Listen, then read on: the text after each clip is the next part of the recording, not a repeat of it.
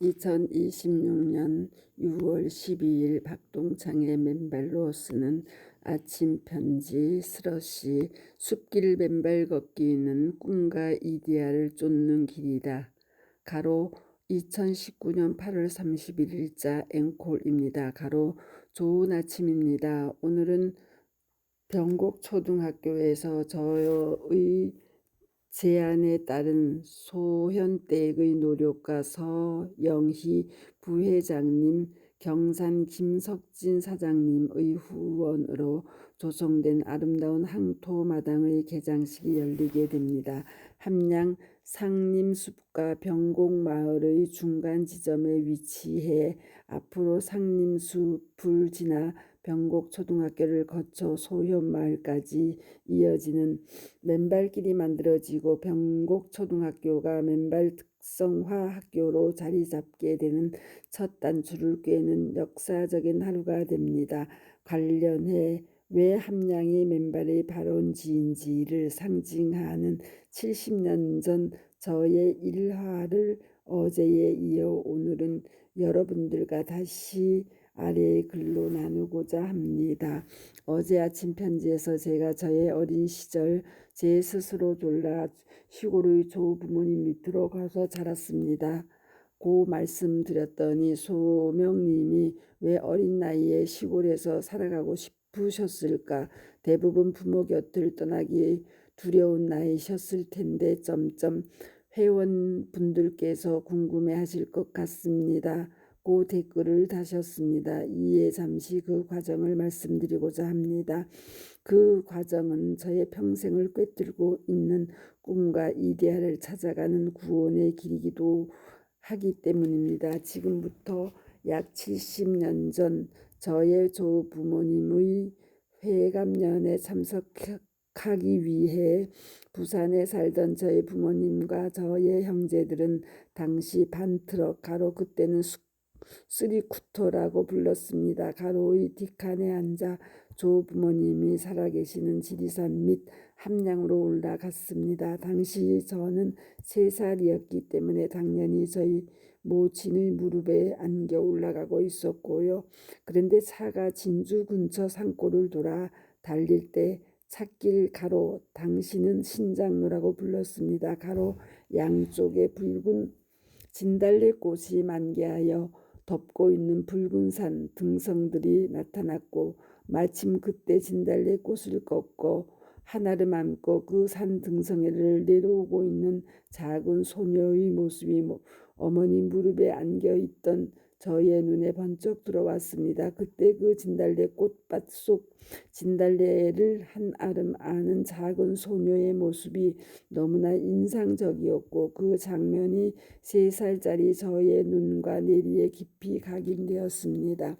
어쩌면 그것은 제가 태어나서 처음 갖는 이데아의 한 모습이었습니다. 그로부터 3년이 지난 후, 즉 제가 6살 때 고향의 일가 아저씨 한 분이 저희가 살던 부산의 저희 집을 방문하셨습니다. 바로 그때 저는 3년 전 어머니 무릎에 안겨 보았던 붉은 진달래꽃을 한아름 아는 그 작은 소녀와 붉은 진달래꽃들을 기억해내었습니다.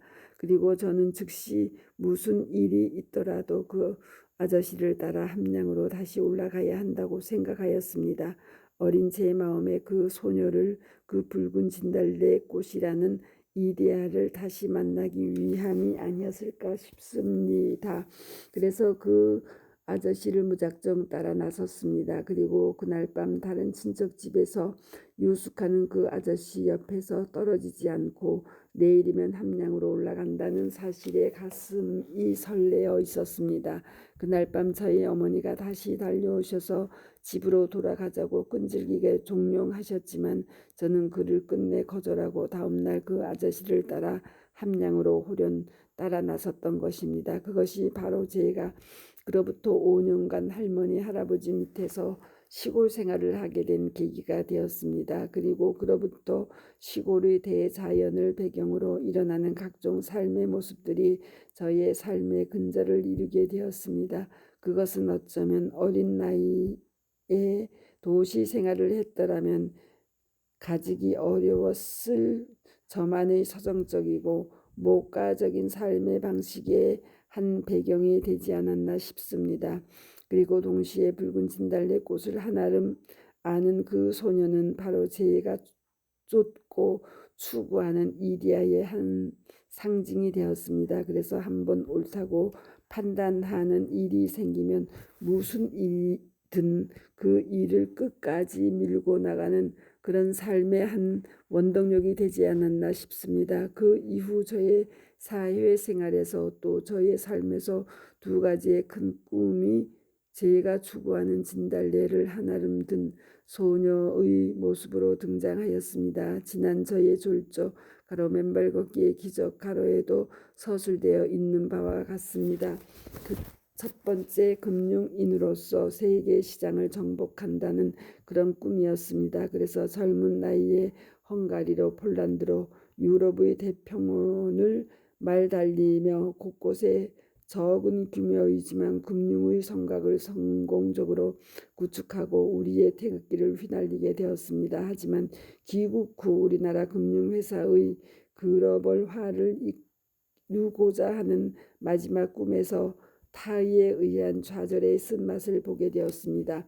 제가 꾸는 꿈이 다른 이들의 사적인 야망의 덫에 걸려 그를 넘지 못하는 커다란 시련으로 등장하였기 때문입니다. 결국 위 첫 번째 꿈을 이루기 위해 무도니도 노력하던 시련의 과정에 제2의 새로운 꿈이 잉태되고 태동하기 시작하였습니다. 그 두 번째는 바로 맨발 걷기를 통한 건강 세상의 구축이라는 새로운 꿈이 바로 그것입니다. 바로 저의 맨발 걷기 숲길 힐링 스쿨과 맨발 걷기 국민운동본부의 꿈이기도 합니다. 그것은 저만의 꿈이 아니라 여러분들과 같이 꾸어가는 꿈입니다. 저희들 자신뿐만 아니라 이 시대를 같이 살아가는 우리 국민들, 더 나아가 전 세계인들이 맨발 걷기를 통하여 질병의 고통 없는 건강 세상을 향해 나아가야 한다는 당위이자 간절한 소망인 것입니다. 우리는 그 첫걸음을 성공적으로 이루어 나가고 있습니다. 지난 10년 동안 여러분들이 이뤄낸 놀라운 치유의 증언들이 그를 증거하고 있고 또 확인시켜주고 있는 것입니다.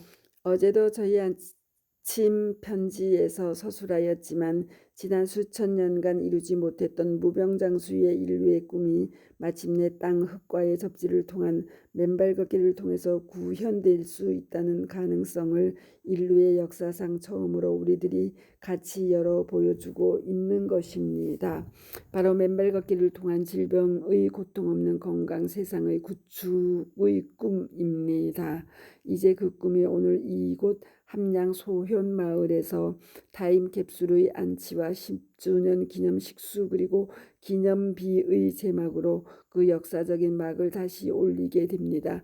앞으로 이곳 소현 마을은 맨발의 발원지로서 100년 후 개봉 타임캡슐의 봉안지로서 우리나라의 맨발인들은 물론 전 세상의 맨발인들에게 순례의 출발점이 되는 중요한 역사적 의미를 가지게 됩니다.